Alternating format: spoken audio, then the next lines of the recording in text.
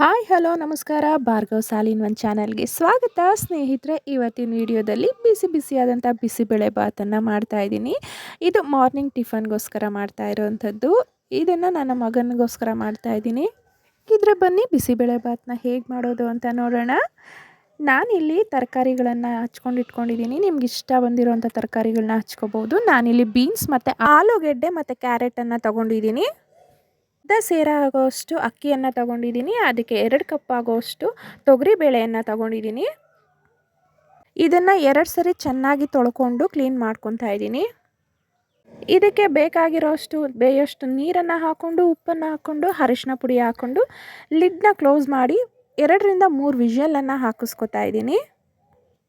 ಹಾಗೆ ಮತ್ತೊಂದು ಕುಕ್ಕರ್ನ ತೊಗೊಂಡು ಹಚ್ಚಿಟ್ಕೊಂಡಿರೋವಂಥ ತರಕಾರಿನೆಲ್ಲ ತೊಳೆದು ಆ ತರಕಾರಿನೂ ಸಹ ಉಪ್ಪಾಕಿ ಬೇಯಿಸೋದಕ್ಕೆ ಇಟ್ಕೋತಾ ಇದ್ದೀನಿ. ಈ ತರಕಾರಿ ಸಹ ಒಂದು 2 ವಿಷಲ್ ಬಂದರೆ ಸಾಕು, ಅಷ್ಟು ಬೇಯಿಸ್ಕೊತಾ ಇದ್ದೀನಿ. ಹಾಗೆ ಒಂದು ಪ್ಯಾನನ್ನು ಇಟ್ಕೊಂಡಿದ್ದೀನಿ.